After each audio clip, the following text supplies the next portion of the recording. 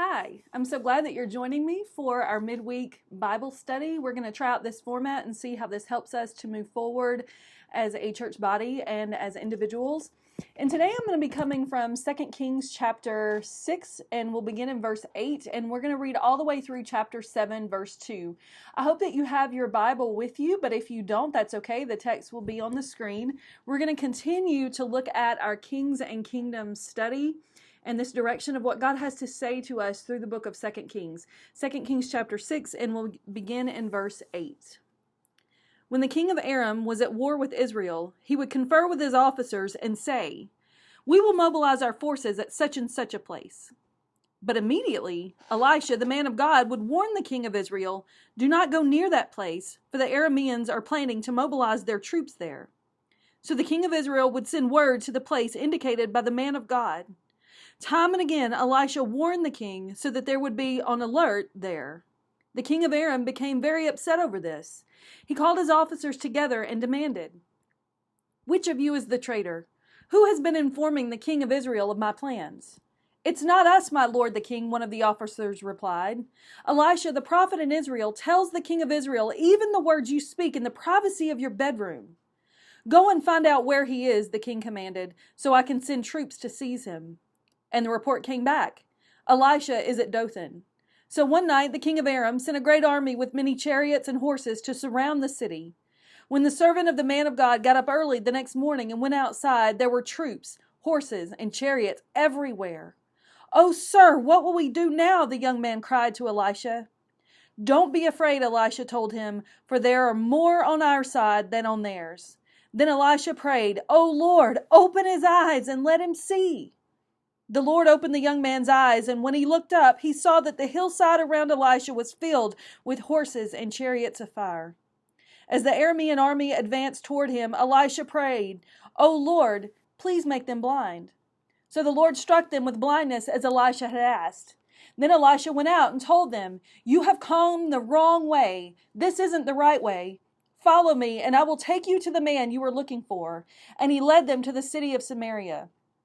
As soon as they had entered Samaria, Elisha prayed, "Oh Lord, now open their eyes and let them see." So the Lord opened their eyes, and they discovered that they were in the middle of Samaria. When the king of Israel saw them, he shouted to Elisha, "My father, should I kill them? Should I kill them?" "Of course not," Elisha replied. "Do we kill prisoners of war? Give them food and drink and send them home again to their master." So the king made a great feast for them and then sent them home to their master. After that, the Aramean raiders stayed away from the land of Israel. Sometime later, however, King Ben-Hadad of Aram mustered his entire army and besieged Samaria.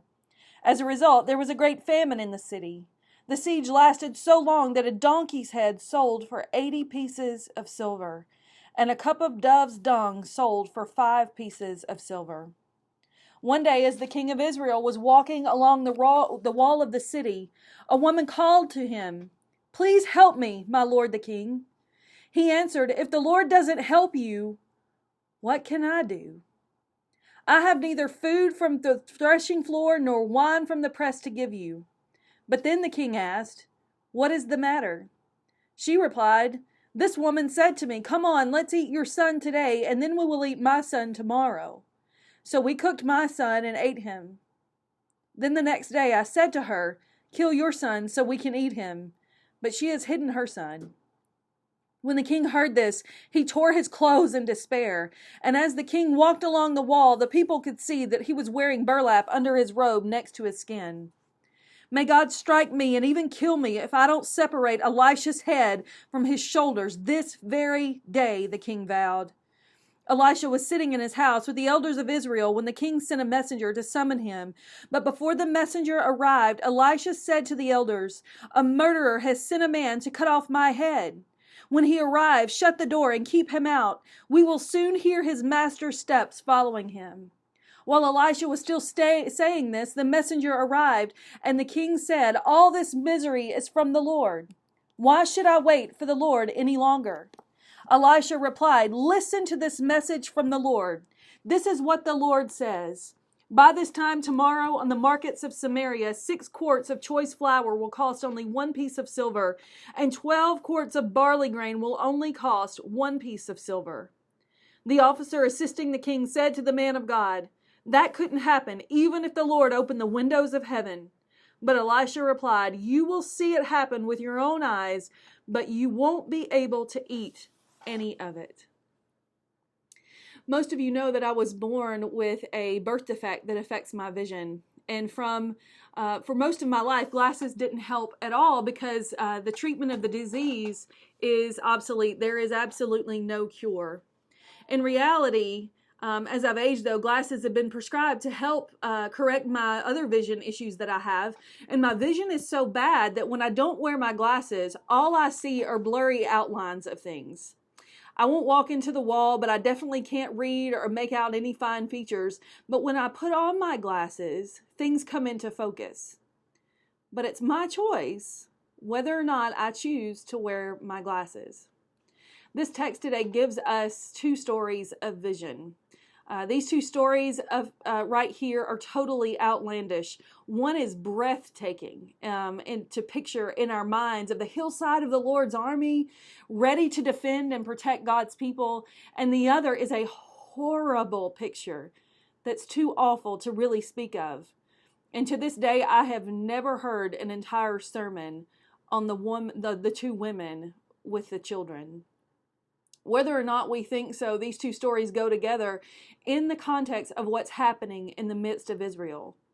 The Aramean army has surrounded Samaria, a city in the middle of Israel. Elisha is staying here, and much of his ministry is taking place here, right in Samaria. And if you remember from Sunday's sermon, this is the place where Naaman comes to visit Elisha's house. We're told that there is a siege of Samaria by the army of Aram, and they have cut off whatever food supply they would have had. And the lack of food is so severe that they've resorted to eating donkeys' heads and bird dung. Not only are they eating this, but these things are bringing a really good price at the market, leaving the poor with absolutely nothing to eat. And if you have nothing to eat, desperation can lead to unspeakable actions and choices. The king gets atop the city wall and he's walking around, no doubt, to see what he can see. And as he's up there, a woman screams for his help. And she tells him this surely unbelievable story about the deal she's made with another woman and their very own children. Their agreement was that they would eat this woman's child one day, and the next day they would eat the other woman's child. The problem was that they had already eaten the first child, and when the day came to eat the other woman's child, she had hidden the baby. She didn't follow through on her end of the deal. Now, there's one thing that we need to notice is that the king of Israel in this story is not named. And this indicates that this king is absolutely every king. He does kingly things because kings do what kings do. By not naming the king, the writer reinforces the king's answer to the woman. If the Lord doesn't help you, where can I get help for you? We read in verse 27. The king who isn't named, though, does name God, and he uses God's proper and holy name of Yahweh. And in other words, the unnamed king who cannot save the woman names the very God who can. By not naming the king in this story, the writer of 2 Kings makes a point. Who will be the salvation of the people in this situation? There's another story in 1 Kings that is sort of similar, and it involves two babies and a king. But in that story in 1 Kings chapter 3, we know who the king is, and that is King Solomon. In that story, there are two women who have babies at the same time, and in the middle of the night, one woman rolls over onto her baby and kills it, and she realizes it. And she swaps her dead child for the baby who is alive. And in the morning, the other mother realizes that the dead baby isn't hers, and they go to Solomon for help. Solomon wisely handles that situation because why? Solomon asked God for wisdom. That's the reason his leadership was successful. Solomon sees things that no one else can see. And that kind of vision has the people of Israel in awe of their king. The ability to see things that others can't see is a running theme in 1 and 2 Kings. And in 2 Kings chapter 6 of our text today, one of the things that sets Elisha apart as a man of God is his ability to see where Aram, the rival of Israel, is going to send their army. Elisha is constantly warning the king of Israel, and they're able to elude the invading army. Finally, the army catches up to them, but Elisha can see things that others can't because God has given him vision. Verses 15 and 16 give us this incredible insight into the servant of Elisha. And when he gets up in the morning and he sees the invading Aramean army, and he's overwhelmed and he's afraid. And the text says, when the servant of the man of God got up and went out early the next morning, an army with horses and chariots had surrounded the city. "Oh no, my Lord," he says, "what shall we do?" Elisha tells him not to be afraid, and then he prays to God to open his eyes. The servant is able to see the hills filled with the horses and chariots of God's army. Further, Elisha prays for God to take away the sight of the Aramean army, and God does that, and he leads them right into the heart of Samaria, where they are now surrounded. The ability to see the difference between the Arameans being an attacking force and prisoners of war. Already, I think we can see the distinction between the 2 Kings stories in chapter 6. Elisha can see, the king cannot. The king has climbed on top of the city wall, no doubt, to get a better vantage point to view what's going on, to be able to see what he can see, to see where the enemy has positioned themselves, to see if there is a soft spot or a weakness in their lines that he can exploit for the good of his own people. He has climbed to a place where he can see everything, and we begin to realize that he can actually see nothing. Consider the differences between the two stories. In the first one, Elisha responds out of his ability to see what God is doing and to save and preserve his people. His actions follow his ability to see God's salvation because that is precisely what he's looking for. In the second, the king seems to be kept from seeing the same things Elisha saw. Rather than God's salvation, he only sees an overwhelming army and his own inability to save his people. At that point, a poor woman who never would have been invited before the king stands at the base of the wall and demands that the king listen to her. The response of the king is surprisingly correct. "If the Lord does not help you, what can I do? From the threshing floor? From the winepress?" The king pauses and then he opens court. And her details are horrendous. And I imagine as the details just come pouring out, a hush fell over the city. If you've ever had that kind of moment when you hear something so jarring that it immediately changes everything, it forces everyone else around to bear the weight of her shame. Their very own king is forced to admit that he is powerless to do anything at all to help the situation. The king himself is decorated irrelevance. The king in this story is clearly not Solomon. Rather than ask God for wisdom and to appeal to God to be able to see things that others can't see, this king resorts to blaming God and ordering that Elisha pay with his life as well. We can imagine in this very bleak moments that are punched by pain and brokenness and uncertainty, it would be very, very easy to blame God. And that's exactly what the king does. And we can be certain that people living in the midst of this uncertain time are tempted to do the same.